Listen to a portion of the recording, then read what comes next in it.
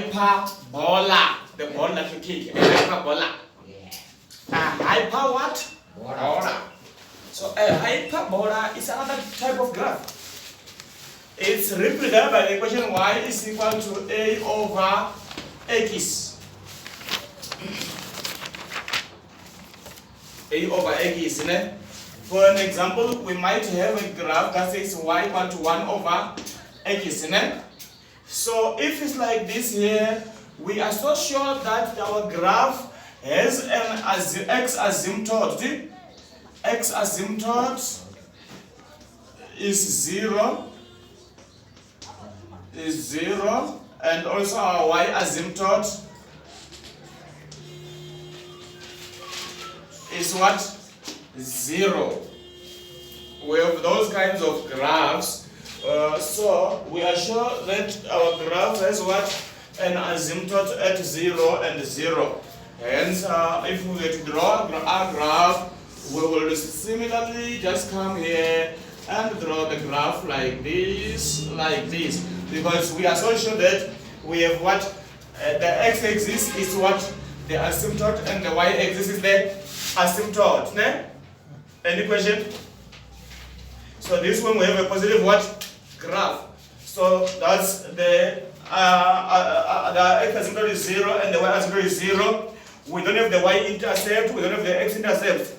Because if we were to say let y equal to 0, we say x minus this, but this will give us 0. If we say let x equal to 0, we will have y equal to 1 over 0, which is undefined. So hence our graph will never touch y at 0, will never touch x as what? 0. So x equal to 0 is the asymptote, y equal to 0 is the what? Asymptote. Then what you have to know now is that if now we have something like this, let's move on. This is a graph of y equal to 8 over x. So let's do it. Say we have now the graph of say y is equal to a over x minus 1. If we are looking now for the x-intercept, okay, the first thing, the y asymptote is still what? Y asymptote is what? Makule, y asymptote, okay? It's 0. Why? Because if we were to put 0 here, our graph will simply be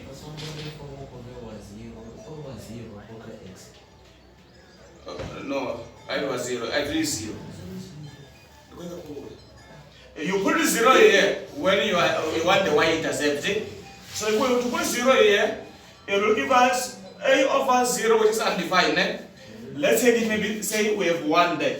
1 over x minus 1. So if we were to put 0 here, we will get what? Error at what? Error at 0. This means our asymptote is 0. This is the y asymptote is 0. And then the x asymptote, the x, y asymptote is what? Y asymptote is negative 1. Y asymptote is negative 1 in the point here. But the x asymptote, the guy, is 0. Number?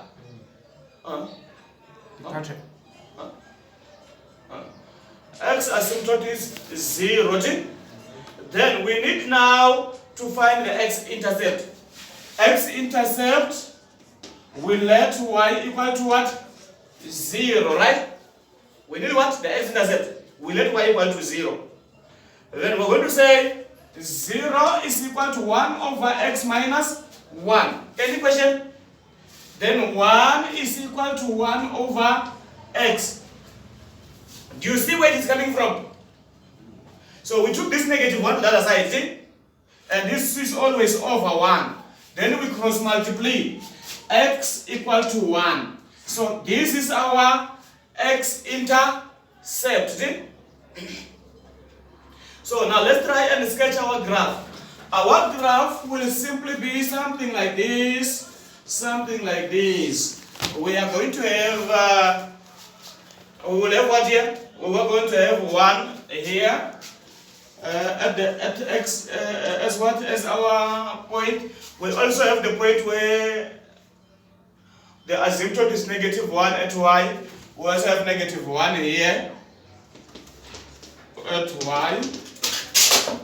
So we also have -1 as y. And so if our y is -1, simply what we are going to do is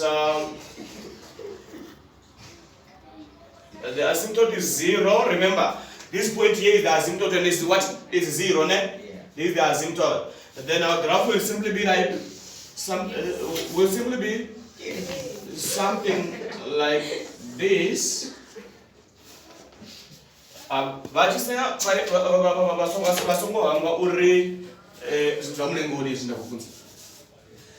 So that will be basically our graph. If you were to put another line, because a graph each line you will just do something like this here, because it's 0 here and it's what the asymptote here.